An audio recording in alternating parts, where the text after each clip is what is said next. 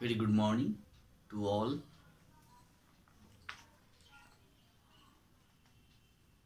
कल हम लोगों ने चैप्टर 9 समबडीज मदर का क्वेश्चन आंसर किया था, क्वेश्चन नंबर A1, और जिसमें 7 क्वेश्चंस हैं। ओके, तो वो 7 क्वेश्चन डन हो चुके हैं कल ही। आज हम लोग उसके जो दूसरे क्वेश्चंस हैं A2, read these extracts and answer this question with reference to the context, है ना।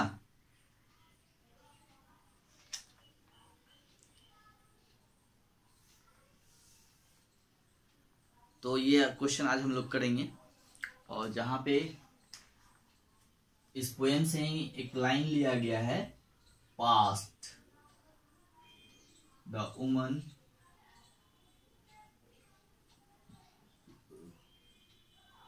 so old and grey, Gray, grey,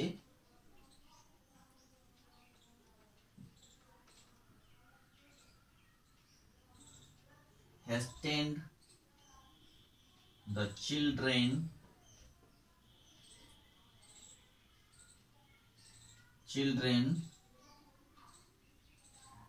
on their way। Okay, तो ये पोएम है का लाइन है, और इसी से लाइन से रिलेटेड जो क्वेश्चन है वो फर्स्ट क्वेश्चन है, where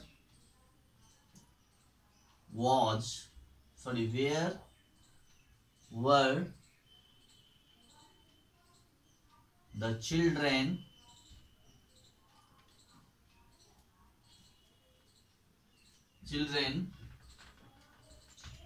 coming from,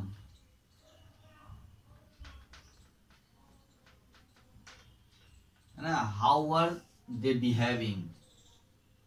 How were they behaving?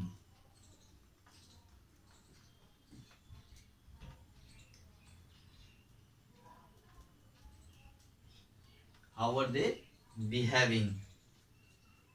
Okay. And second question is, why was the old woman waiting?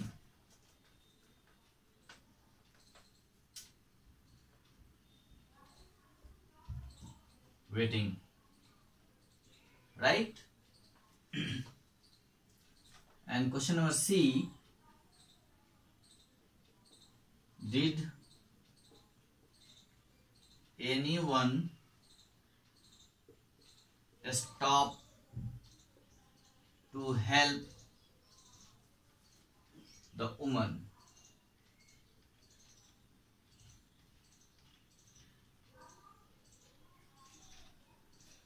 ठीक है, तो ये 3 क्वेश्चन है कि where were the children coming from, कि बच्चे कहां से आ रहे थे, and how were they behave, और वो कैसा बिहेव किए थे। Okay, and second question is, why was the old woman waiting? Why was the old woman waiting, यानी जो ओल्ड वुमन थी वो क्यों इंतजार कर रही थी। Okay, and C, did anyone stop to help the woman, है ना। Did anyone stop to help the woman, क्या उस औरत को मदद करने के लिए कोई रुका था? Anyone stop? ओके, तो चलिए, तो ये क्वेश्चन है ना। ये ऊपर में जो लाइन दिए गए हैं इसी के अकॉर्डिंगली इसका जवाब देना है ना। तो अब हम लोग इसके आंसर्स को लिखते हैं। क्वेश्चन मैंने लिख दिया है एक समझाने के लिए, और इसके बाद क्वेश्चन नंबर 2 का मैं नहीं लिखूंगा, डायरेक्ट आंसर नहीं लिखूंगा। ओके, तो आप लोग क्वेश्चन अपने बुक से नोट करिए, हम इसको अब मिटा रहे हैं और क्वेश्चन का आंसर लिखेंगे। ठीक है, जो फर्स्ट क्वेश्चन है और उसके आंसर। तो फर्स्ट क्वेश्चन है, where were the children coming from, how were they behaving. Okay, तो लिखिए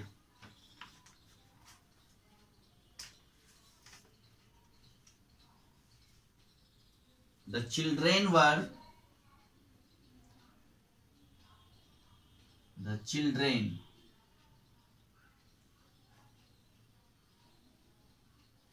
children were coming from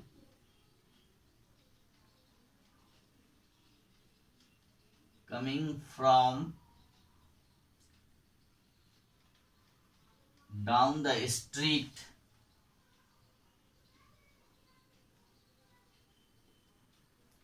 and walked quickly, Quickly, quickly on their way.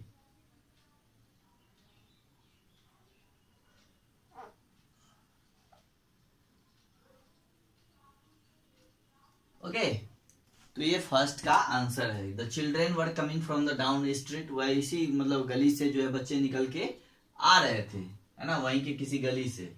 And walk quickly on their way, और अपनी रास्ते में वो तेजी से निकलते हुए चले जाते हैं।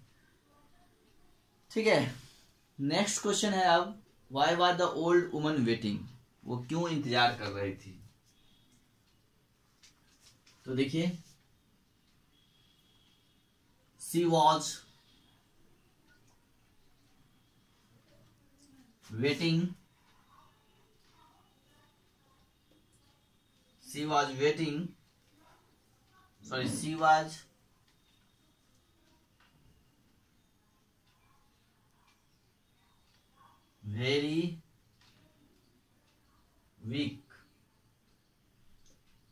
very weak, and her legs were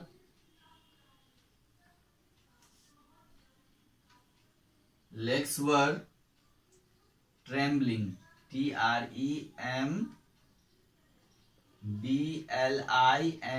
trembling with cold.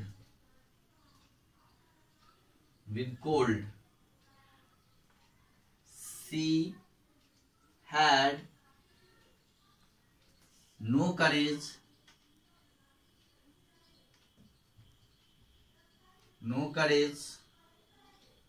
to cross such a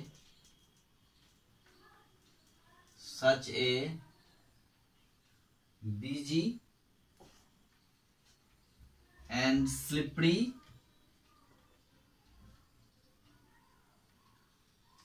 road, है ना। तो क्वेश्चन है, why was the old woman waiting, वो क्यों इंतजार कर रही थी, क्योंकि she was very weak and her legs were trembling with cold, है ना। She had no courage to cross such a busy and slippery road, इसलिए वो इंतजार कर रही थी कि कोई आए और उसको रोड क्रॉस करा दे, क्योंकि वो बहुत ही बूढ़ी थी, बहुत ही कमजोर थी, उनके पैर जो है वो कांप रहे थे, ट्रेम्बलिंग कर रहे थे ठंड की वजह से, विथ कोल्ड, है ना। शी हैड नो करेज, उनके पास साहस नहीं था, to cross a such busy and slippery road, की उस तरह के जो व्यस्त रोड हैं, बिजी रोड हैं और जो स्लिपरी रोड हैं, उस पर उनको क्रॉस करने की हिम्मत नहीं हो रही थी, इसी वजह से वो वेट कर रहे थे, इंतजार कर रहे थे। ओके, चलिए तो एक बार और देख लीजिए, she was very weak and her legs were trembling, trembling, trembling with cold. She had no courage to cross such a busy and slippery road, right?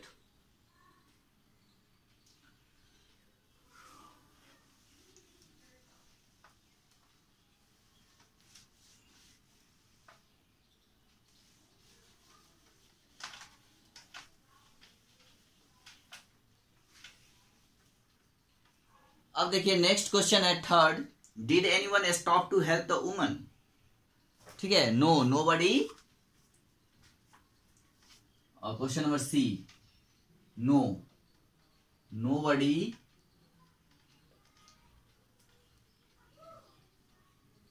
stop to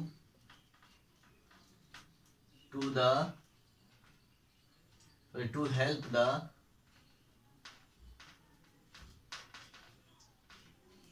the old woman.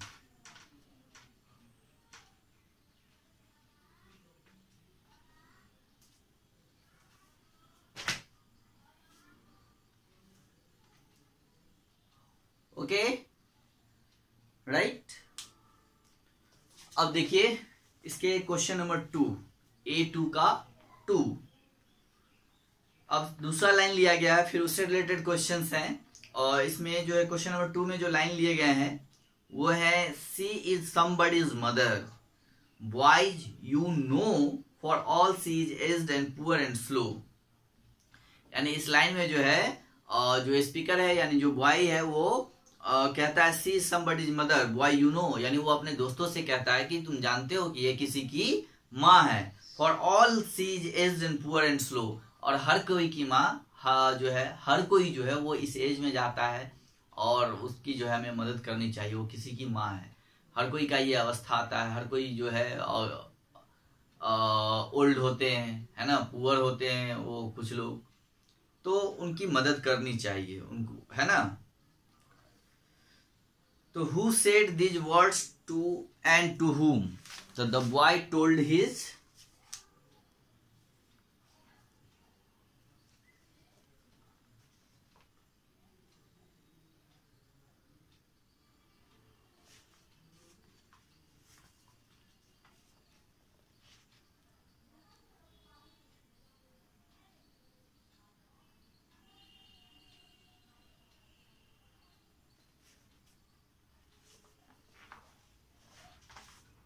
To का ए,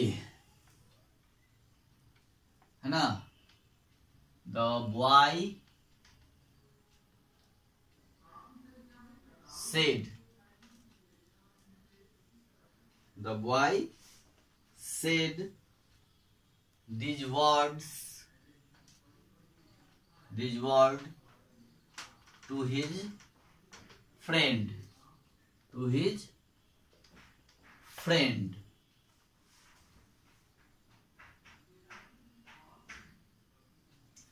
friends कर दीजिए, friends.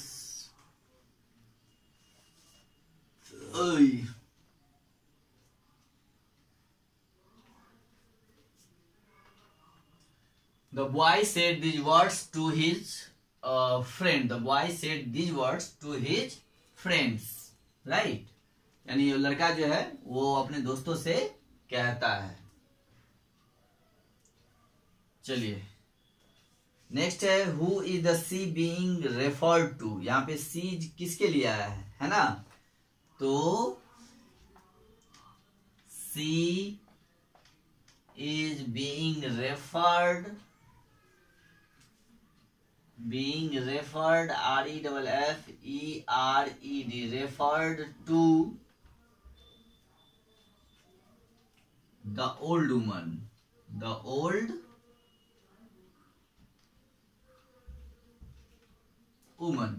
है ना।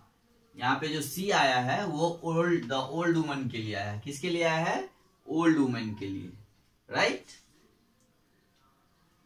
चलिए अब इसके question number सी को हम लोग देखते हैं।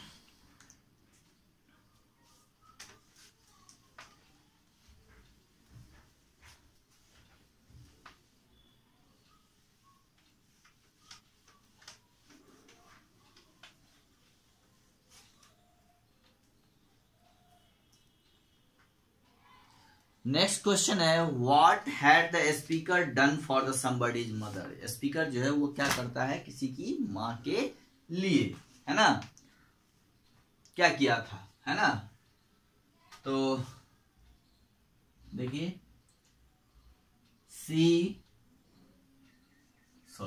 The speaker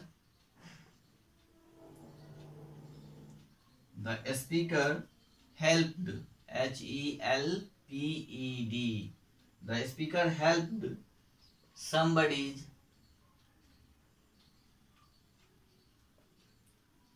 mother Okay, somebody's mother and told his friends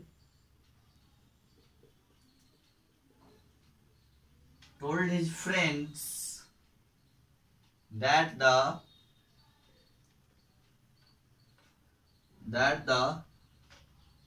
old woman was somebody's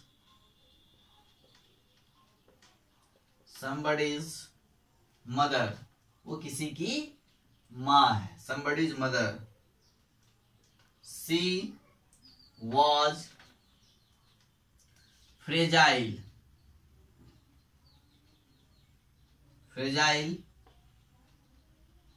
weak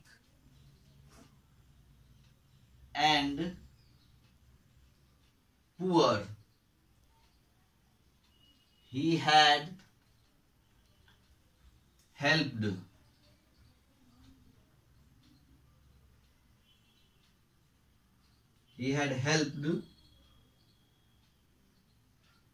her, hoping that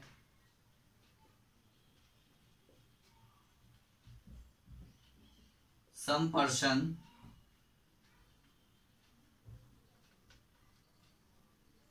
would help his mother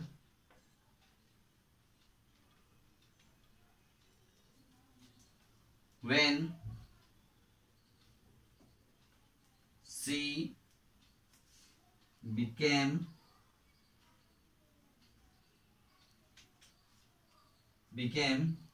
old,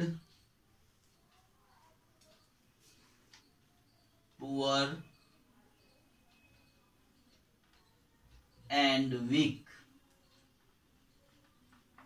okay, तो ये आपका थर्ड का आंसर है. ठीक है. The speaker help somebody's mother.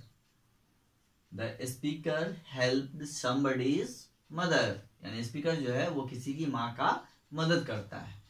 And told his friends that the old woman was somebody's mother.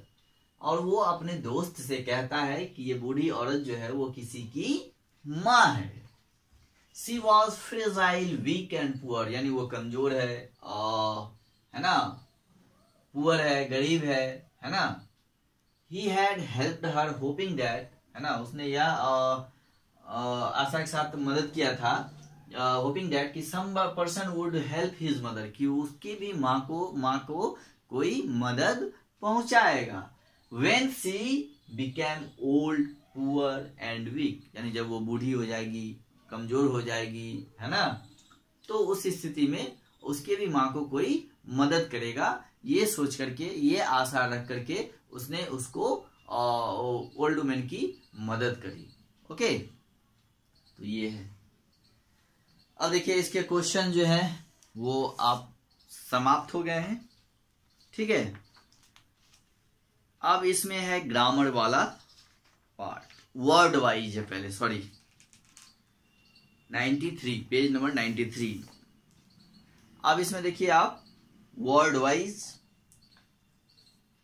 और यहां पे B1 में देखिए रीड दिस सेंटेंस, कह रहा कि इस सेंटेंस को पढ़िए. यहां पे सेंटेंस क्या है? And I hope some fellow will lend a hand. And I hope some fellow will lend a hand. अब देखिए यहाँ पे एक वर्ड जो है lend a hand, ठीक है, जो कि ग्रीन कलर में है, यानी हाईलाइटेड है ना. तो द वर्ड जो हाईलाइटेड है, the words highlighted above from a collocation, उसको हम लोग क्या कहते हैं? ये जो lend a hand है वो कोलोकेशन है. कोलोकेशन क्या होता है? तो चलिए अब हम लोग देखते हैं. ठीक है, इसको मिटाइए.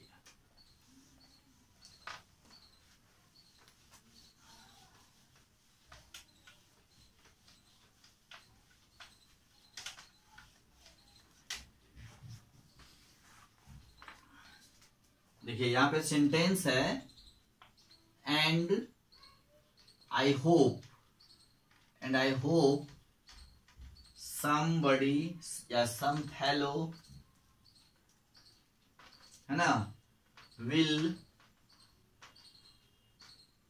lend a hand, है ना। ये वर्ड वहां पे ग्रीन कलर में लिखा हुआ है, इसको हम यहाँ पे अंडरलाइन कर दिए, ठीक है। यानी ये जो वर्ड है lend a hand, ये इसके बारे में कहा गया है कि ये क्या है, कॉलोकेशन है,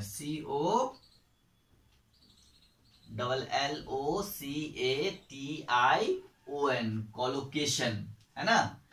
इसके बारे में क्या कहा गया है, ये जो वर्ड्स है ये क्या है, कॉलोकेशन है। Now what is collocation, collocation क्या होता है, तो अब हम लोग जानेंगे कॉलोकेशन के बारे में, राइट। तो एक colocation is a combination of words that are commonly used together।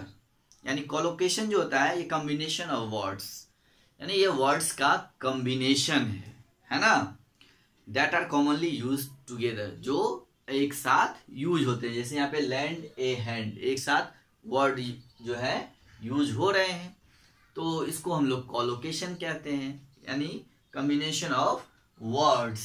जैसे लैंड एंड हैंड का कॉम्बिनेशन है यहाँ पे, है ना, और जो कि कॉमनली साथ में यूज भी होते हैं, और यहाँ पे साथ में यूज भी हो रहा है, तो इसको हम लोग कोलोकेशन कहते हैं। Okay, we will learn about noun verb collocation in this chapter. अब कहा जा रहा है कि यहाँ पर जो है हम लोग नाउन प्लस वर्ब कोलोकेशन को पढ़ेंगे। किसको, noun plus verb collocation, noun plus verb collocation के बारे में पढ़ेंगे इन दिस चैप्टर, ठीक है, कि नाउन और वर्ब कोलोकेशन क्या होता है। तो देखिए, ए word that is made by combining a noun and a verb, यानी जो वर्ड नाउन प्लस वर्ब से मिलकर बनेगा वो नाउन वर्ब कोलोकेशन कहलाएगा। क्या कहलाएगा, noun verb colocation.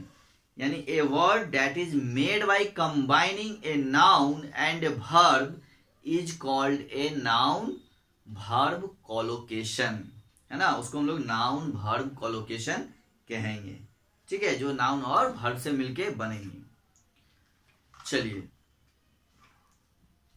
It may और may not have an articles, यानी उसमें आर्टिकल्स हो भी सकते हैं और नहीं भी हो सकते हैं। इट मे और may not have an article, ये आपको ध्यान रखना है कि उसमें हो भी सकता है, और जो ये नाउन वर्ब कोलोकेशन होंगे उसमें आर्टिकल्स हो भी सकते हैं और नहीं भी हो सकते हैं, ठीक है। स्टडी दिस टेबल, यहाँ पे एक टेबल दिया हुआ है, जैसे do a favour, make progress, take a call, have a talk, get a surprise, miss an opportunity, है ना। तो यहाँ पे ये नाउन प्लस वर्ब है ना, तो ये क्या हो गया, नाउन वर्ब कोलोकेशन, ठीक है। अब यहाँ पे नीचे कुछ वर्ड्स दिए हुए हैं, जैसे read the words given below and combine them with take, have, to make collocation, right. अब यहाँ पे जैसे वर्ड जो है वो दिया हुआ है ए प्रॉब्लम। कौन सा वर्ड है, a problem, an exam, a haircut, a headache, a chance, a train, right. तो इसको कंबाइन करना है किसके साथ, दो वर्ड दिया हुआ है, take and have, take and have, यानी इस वर्ड में टेक और हैव का यूज करके उसको कोलोकेशन बनाना है। और make sentence using collocation you have made. उसका क्वेश्चन नंबर B2 है, choose the correct verbs to complete this sentence with noun verb collocation. नीचे फिल इन द ब्लैंक्स को फिल करना है, उसके लिए ऑप्शंस दिए हुए हैं, है ना, और उसमें से एक वर्ब को चूज करना है और कोलोकेशन बनाना है, नाउन वर्ब कोलोकेशन, ठीक है। तो इसको आप लोग करिए खुद से पहले, और उसके बाद फिर हम लोग जो है आगे फिर इसमें है ग्रामर, उसको भी पढ़ेंगे, जिसमें क्वांटिफायर है, क्वांटिफायर के बारे में पढ़ेंगे। क्वांटिफायर शायद हम लोगों ने पहले भी ग्रामर में पढ़ा हुआ है ना, लेकिन फिर से हम लोग पढ़ेंगे, ठीक है। तो क्वांटिफायर के बारे में पढ़ेंगे। तो फिलहाल आप लोग इसको देखिए, और जो क्वेश्चन कराया हूं मैं आज उसको भी देखिए और इसको बना के रखिएगा, फिर कल हम लोग इसको मैच कराएंगे। ओके, चलिए, यानी क्वेश्चन नंबर B2, और B2 से ऊपर पहले जो है B1 में कुछ वर्ड्स दिए हुए हैं जिसको टेक एंड हैव लगा के कोलोकेशन बनाना है। ओके, चलिए, हैव ए गुड डे।